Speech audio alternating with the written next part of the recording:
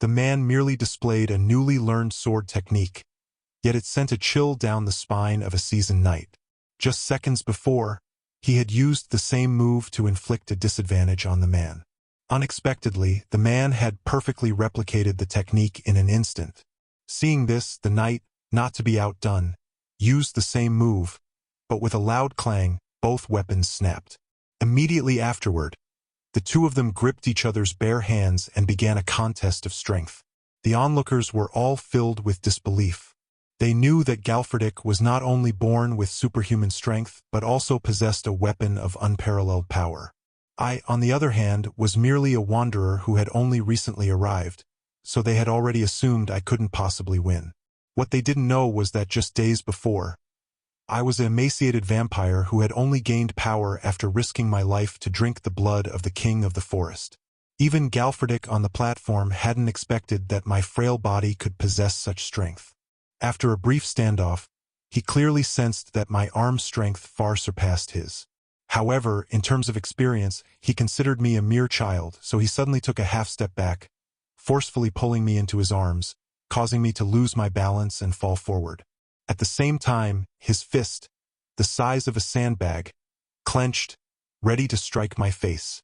Seeing this, I quickly lowered my center of gravity and spun 180 degrees. Galfredik, watching my movements, was utterly shocked. The next second, I turned around and imitated his actions. I pulled him into my arms instead. Then, I also clenched my fist, the size of a sandbag, and aimed it at his head. Galfredik saw that although none of my movements were perfect, I managed to defuse the impending crisis entirely through quick reflexes and survival instinct. Unable to dodge in time, he could only take the full force of my punch. The powerful impact sent him flying several meters before finally stopping when he crashed into the thick city wall. Galfredik fainted on the spot. Everyone around couldn't believe their eyes until the referee announced me as the winner, after which a thunderous cheer erupted from the crowd. Galfredik quickly regained consciousness and, panting, strode towards me. Because of the noise, he was already beside me by the time I noticed him, grabbing my wrist. The next second, like a little chick, he lifted my arm and shouted, "Let's clap again for tonight's winner." The atmosphere in the training ground instantly reached its peak. Only Bertel, who wanted to see us eat something else, was trembling with anger. As soon as the duel ended, I was invited to the castle's drawing room. Not only was a variety of delicacies laid out for me, but 3 or 4 servants were even serving me food. However, they didn't know I was a vampire and didn't need to eat such food. Eating too much would upset my stomach. So I told them I preferred to eat alone and asked them to leave. I also told Lord Kamara that I enjoyed quiet solitude. The next day, Kamara was overjoyed to see me. Later, he said this wasn't his most capable subordinate. "Sir Eugene?" he asked. He was overjoyed after I helped him win the match last night. I'd barely taken a few steps when Laban, who had previously doubted my abilities, came over and bowed in greeting. Even Galfredik, who had challenged me last night, ran over and said he wanted to become sworn brothers with me. Although this guy could tell I wasn't a true knight, he didn't seem to care. He just wanted to spar with me. After this incident, those who doubted my identity all abandoned their suspicions. Just then, I suddenly heard someone call my name behind me. When we turned around, we were all surprised because it was none other than Phylid, whom I had escorted here a few days ago. We then learned that he had been abused after being taken away by Beltel, and that Beltel had even forced Phylid to join the upcoming dungeon raiding party. It was clearly a plan to kill Phylid there, thus eliminating a contender for the throne. After thinking for a while, I suggested making him my property. Only in this way could I legitimately protect him. Soon, the day arrived for the dungeon to open. This time, the team was led by our most experienced knight, Galfredik. He said that judging from the scale, the dungeon would likely be filled with mid-level goblins, possibly trolls and giant spiders. Our mission was to clear the area where the ultimate monster would appear. If we encountered a high-level monster, we should immediately retreat. Behind us, Bertel's mercenaries were discussing that they would feign illness and not report back once the lower-level monsters were dealt with. because the first time they conquered the dungeon would be extremely difficult. Although the rewards would be high, the knights responsible for the initial charge wouldn't be able to care about the rest of the team. Just then, Bertel suddenly appeared behind them, asking if Phil had arrived. The mercenaries reported that they had seen the kid run off to Kamara that morning.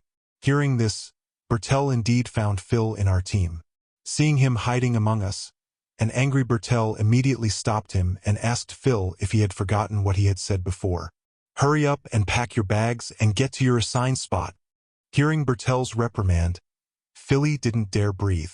Seeing that she wasn't paying attention, Bertel immediately stepped forward and grabbed Philly's arm, trying to drag her away. Just then, I reached out and pulled his hand away, asking him if he was crazy to send a child who had never even held a knife into the dungeon. Bertel slapped my hand away, saying he just wanted his younger brother to gain some experience and that I should understand my position. "You're the one who should understand your position," I said. "From yesterday onwards, Philly has been my home, and everyone here can testify to that. We've now forged a bond deeper than blood ties. Anyone who dares to lay a finger on her is provoking me. Do you want to warm up before entering the dungeon?" As I spoke, I gently pushed the short thing with my thumb, making a clear rubbing sound. Knowing my strength, Bertel dared not act rashly, putting me in a very awkward position. Then Kamara appeared, breaking the awkward atmosphere, and took Ferret away. Soon, his men reported that they had scanned the surrounding area and, after analysis, no monsters had escaped the dungeon. Upon hearing this, Galford Direct immediately ordered the march. Thus, a large force entered the dungeon in this location. However, shortly after entering, we encountered a massive goblin attack. Although Galford Direct charged at the forefront, easily taking down enemies one by one, the mercenary group fell in a chorus of screams. Soon, his prearranged formation was thrown into chaos. Fortunately, the mercenary group I brought replenished the ranks, managing to hold back the large-scale goblin attack. Then, the shield-bearers quickly followed, giving the group a chance to catch their breath. Bertel's mercenary group, seeing the situation ease, immediately prepared to flee. However, they hadn't gone far when they found their path blocked by goblins. Just as one of them knelt on the ground, resigned to his fate, several throwing knives suddenly appeared. From behind him flew several goblins in front of him, followed by Galford Direct, who cursed him as a complete idiot. "At this moment, only by staying together is it safest," he said, throwing the goblin aside and urging him to pick up his weapon and continue fighting. Looking at the chaotic group before him, Galford Direct was very troubled. He thought it was probably a hastily assembled mercenary group, lacking trust and coordination. At this rate, taking the dungeon would be difficult. Before he could finish his thought, a call came in. The alarm sounded. Another large wave of goblin warriors was coming, and another wave was surging from the rear. While he was agonizing over this, I stepped aside and said, "Leave the goblins at the rear to me." Galford Direct said it was too dangerous to go alone and asked me to take a few people with me, but I didn't reply. He charged into the cave behind him. After a fierce fight, something suddenly flew out. Everyone looked closely and saw it was the mask on my face. Galford didn't hesitate any longer and rushed back into the cave. Once inside, he found the path littered with goblin limbs and remains. He only breathed a sigh of relief when he saw me unharmed at the end of the cave. At that moment, I held up a glowing flower and asked, "Was this what we saw before?" Patrick was puzzled. "You don't even know what this common glowing grass is?" Galford was focused on the fact that I had single-handedly defeated an entire wave of goblins. He was asking himself if he could have done it. After dealing with the goblins, everyone began to adjust their positions. Along the way, the mercenaries cleaned up the battlefield and carried the collected loot. No way! I looked at it and realized that after killing so many goblins, this is all the loot, and they're even blue. The forest king I killed was not only red, but also much larger. Miriam told me that the quality of these patterns is directly proportional to the monster's strength or the great fool's power. To get good magic stones, you need to slay higher-level monsters. It's rare for a mysterious wanderer who escaped the dungeon to become so powerful, which is why I was able to become so strong after absorbing his blood and pattern. Instantly stronger. Before Miriam could finish speaking, we heard the roars of monsters in the distance again. Galferdic turned and ordered everyone to prepare for battle. He would charge into battle with me. Hearing this, I wondered if he was planning to use me like a donkey in a production team, since it was my first time in the dungeon. Galferdic chuckled and said the mercenaries he brought were terrible. Only the two of us could do the work. He added that we'd be facing orcs next. These monsters possess strong individual combat abilities and high intelligence. Even the goblins were driven by them. If we deal with those orcs, our mission will be complete. If we go any further, we'll reach the center of the dungeon, where there are terrifying high-level monsters. After listening to Galferdic's explanation, I roughly understand that the Forest King is probably a high-level monster. I only absorbed one of its power and gained my current strength. Now I'm very curious about what would happen if I absorbed another one. Thinking about it, I pricked up my ears and listened carefully ahead. A sound came from the darkness, and Galferdic told me that based on the footsteps, there were about 50 people about 100 meters away with 3 large monsters at the very back. Galferdic smiled slightly, then took out a spear and asked if I wanted to try. I took the spear, leaned back slightly, and prepared to throw it forcefully from the direction of the sound. In just 2 seconds, it flew 100 meters and struck an orc in the head. Hearing the screams from afar, everyone drew their weapons and charged. I charged ahead, taking the lead. Galferdic ordered the mercenaries to follow and provide support. But before they could catch up, I had already unleashed several arrows, slicing a several-meter-tall orc into 8 pieces. The next second, I leaped into the air again, appearing before another orc.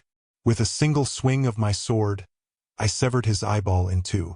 Taking advantage of his pain, I landed on his head. Sensing me above him, he hurriedly reached out to grab me. However, I severed his finger with another strike, giving him no chance to breathe. I gripped the hilt of my sword in reverse, and the next second, I plunged my short blade into his skull. I couldn't resist licking the blood that spurted out. When I landed after completing all this, the mercenaries caught up. Watching my fluid and skillful moves, they were all moved. That day they understood why knights were always synonymous with power. But immediately, they sensed something was amiss because I tasted blood.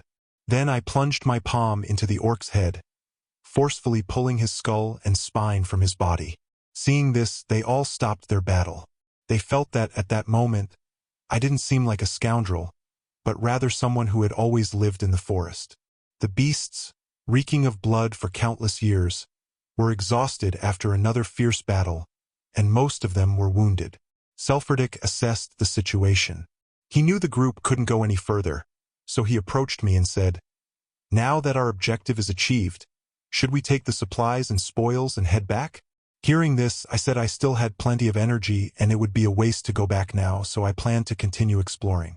Those of you who wanted to go back could leave now. Galferdic, without even thinking, said that we would have to go together. This almost caused the mercenaries to fall.